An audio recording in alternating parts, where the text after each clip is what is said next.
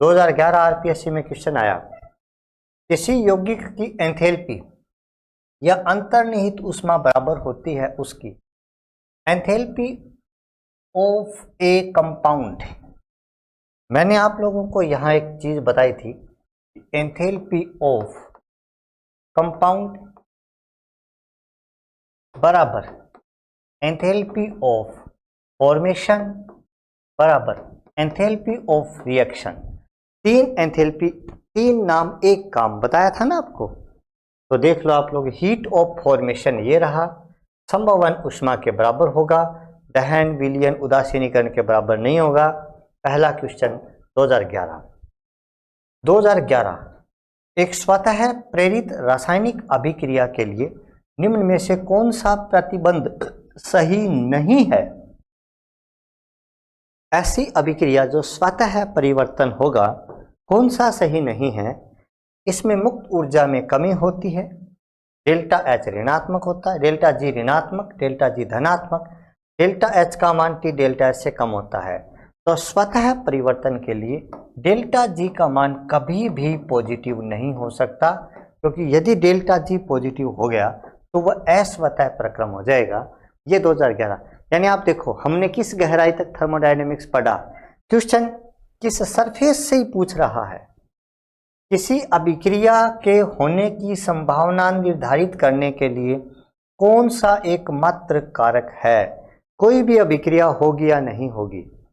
इसके लिए आप लोगों को बताया था मैंने, पहले डेल्टा एच आया था उसको छोड़ दिया, फिर डेल्टा एस आया उसको भी छोड़ दिया, फिर डेल्टा जी आया जो सबसे अच्छा कारक था अभिक्रिया होगी या नहीं होगी। यदि डेल्टा जी का मान ऋणात्मक होगा तो स्वतः प्रक्रम होगा, अभिक्रिया होगी। 2011 में प्रश्न पूछा, कौन सा सेट अवस्था फलन है, यानी कौन सा सेट स्टेट फंक्शन है। तो याद रखना था पथ फलन 2 है, ऊष्मा और कार्य। पथ फलन 2 है, ऊष्मा और कार्य। जिस सेट में ऊष्मा और कार्य आ गया वो अवस्था फलन का सेट नहीं है। दूसरे में कार्य, तीसरे में कार्य, चौथे में अवशोषित या निष्कासित ऊर्जा यानी ऊष्मा है। ये देखो हीट है, हीट। तो थोड़ा सा कई बार प्रश्न को ध्यान से भी देख लेना। एंथैल्पी, आंतरिक ऊर्जा और एंट्रोपी तीनों के तीनों अवस्था फलन है और तीनों के तीनों एक्सटेंसिव प्रॉपर्टी भी है। अगला प्रश्न, बर्फ का पानी 273 केल्विन पर साम्य अवस्था में रहते हैं क्योंकि बर्फ और पानी साम्य अवस्था में रहेंगे। तो साम्य अवस्था में रहने के लिए डेल्टा जी का मान 0 आना चाहिए और डेल्टा जी बराबर होता है delta H minus T delta S. यदि delta H minus T delta S, यदि डेल्टा जी 0 है तो बराबर 0 हो जाएगा। साम्य अवस्था में डेल्टा जी 0 होता ही होता है, इसका मतलब डेल्टा एच और टी डेल्टा एस बराबर हो जाएगा तो प्रक्रम साम्य अवस्था में आ जाएगा। मैंने आप लोगों को ये बहुत ही बढ़िया तरीके से करवाया था। नेक्स्ट, एंट्रोपी का मात्रक है केल्विन पर मोल पर कैलोरी पर मोल पर केल्विन। आप लोगों को बताया था मैंने, डेल्टा एस बराबर होगा Q बटा N गुणा T। Q का मतलब कैलोरी है, N का मतलब मोल है, टेम्परेचर का मतलब केल्विन इनवर्स है। ये क्वेश्चन एक ऐसा क्वेश्चन है जो मुझे यहाँ नहीं लेना चाहिए था, यहाँ ले लिया। हालांकि इसको मुझे सीनियर सेकेंडरी यूजी वाले में एक्सप्लेन करना था, लेकिन फिर भी मैंने ले लिया, कोई बात नहीं है। क्वेश्चन पढ़ो आप लोग। CO2 COH2O के लिए डेल्टा HF यानी जो फॉर्मेशन एंथैल्पी है इसका मान इतना है, तो इस अभिक्रिया में मानक एंथैल्पी परिवर्तन कितना होगा। ये कह रहा है CO2 की फॉर्मेशन एंथैल्पी, यानी यदि C प्लस O2 को आप मिला करके CO2 बनाते हैं तो जो फॉर्मेशन एंथैल्पी है डेल्टा H1 का मान वो है माइनस का 393.5 किलो जूल पर मोल। अब ये क्या कह रहा है, CO कार्बन मोनोऑक्साइड भी दिया है, CO की जो विरचन एंथैल्पी है वो है C प्लस 1/2 O2 बराबर CO। क्योंकि आप यहाँ पर O2 तो लिख नहीं सकते, CO बनाओगे तो आपको CO तो 2 मोल ले नहीं सकते, 1 मोल ही आना चाहिए, तभी फॉर्मेशन एंथैल्पी होगी। तो इसका मान है माइनस का 111.31 किलो जूल पर मोल। ऐसे क्वेश्चन हम लोग वहां बहुत करेंगे। H2O के लिए फॉर्मेशन एंथैल्पी दी है H2 प्लस 1/2 O2 बराबर H2O, और इसके लिए जो डेल्टा H3 फॉर्मेशन एंथैल्पी आप लोगों को मानक परिस्थितियों में दी है माइनस का 241.8 किलो जूल पर मोल। और क्वेश्चन पूछा है CO2 प्लस H2 बराबर CO प्लस H2। इस अभिक्रिया के लिए डेल्टा H का मान कितना होगा। हालांकि यहाँ हेस का नियम लगेगा। हेस का नियम आपके सीनियर सेकेंडरी में नहीं दिया, यूजी में दिया है, किताब में सीनियर सेकेंडरी में है। मैंने क्वेश्चन ऐसे लिख दिया कि कुछ ना कुछ प्रैक्टिस होगी, वहाँ दोबारा बता देंगे, कोई बात नहीं है। आपको CO2 लेफ्ट हैंड साइड में चाहिए, H2 लेफ्ट हैंड साइड में चाहिए। आप एक बात देखो, आप यहाँ समीकरणों को नंबर लगा दो, ये 1 नंबर समीकरण, ये 2 नंबर समीकरण, ये 3 नंबर समीकरण। CO2 राइट हैंड साइड में है, तो आप 1 नंबर समीकरण को उल्टी करो तो क्या हो जाएगी, 1 नंबर समीकरण उल्टी करते ही हो जाएगी ऐसे, CO2 बराबर C प्लस O2, और यहाँ पर जो डेल्टा H1 का मान था वो आ जाएगा प्लस का 393.5 किलो जूल पर मोल। आएगा कि नहीं आएगा। जो माइनस का था वो प्लस का आ जाएगा, रिएक्शन उल्टी कर दी। अब आप लोगों को CO2 लेफ्ट हैंड साइड में चाहिए था, लेफ्ट हैंड साइड में आ गया। H2 राइट हैंड साइड में चाहिए, राइट हैंड में पड़ा रहने दो।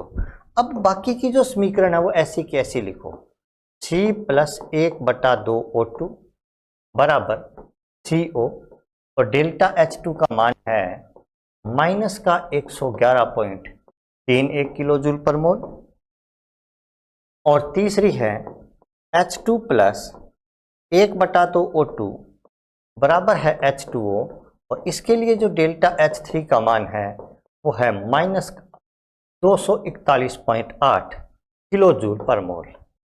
क्या करना चाहिए, अब इसको ऐसे करना चाहिए, ये जो है तीनों इनको जोड़ो, जोड़ दो, इनको जोड़ेंगे तो कुछ कटने वाली राशि तो कट जाएगी। क्या कटेगी, आधा ऑक्सीजन और आधा ऑक्सीजन मिलकर के 1 ऑक्सीजन हो गया, ये लो 1 ऑक्सीजन कट गया, और कुछ कार्बन से कार्बन कट गया, और बच गया क्या CO2, प्लस में क्या बच गया H2, बराबर में क्या बच गया CO, प्लस में क्या बच गया H2। क्या यही बचा है, और इसी का मान निकालना है। देखो आप लोग पहले तो, क्या इसी का मान निकालना है, हाँ सर, तो फिर इनको जोड़ दो।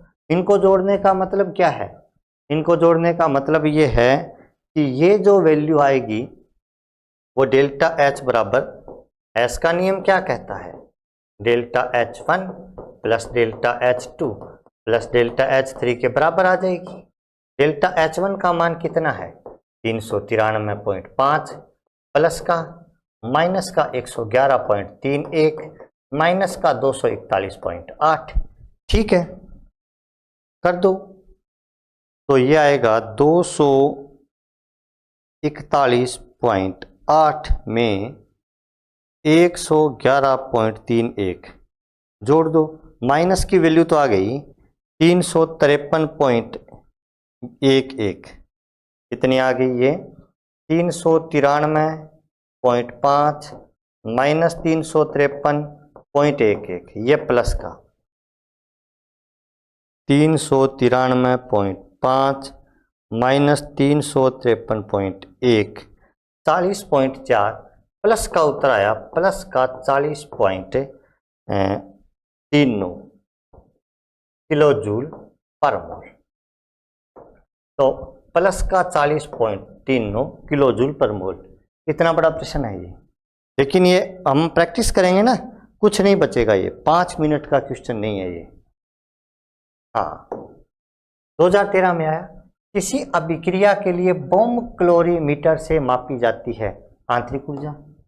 बम कैलोरीमीटर आते ही क्या क्या दिमाग में आता है?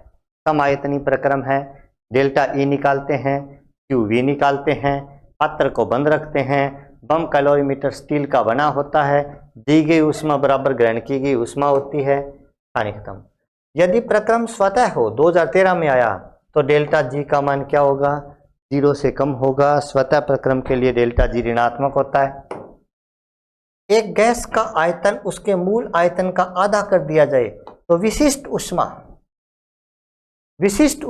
यानी विशिष्ट ऊष्मा का मतलब है विशिष्ट ऊष्मा धारिता। विशिष्ट ऊष्मा धारिता क्या होती है?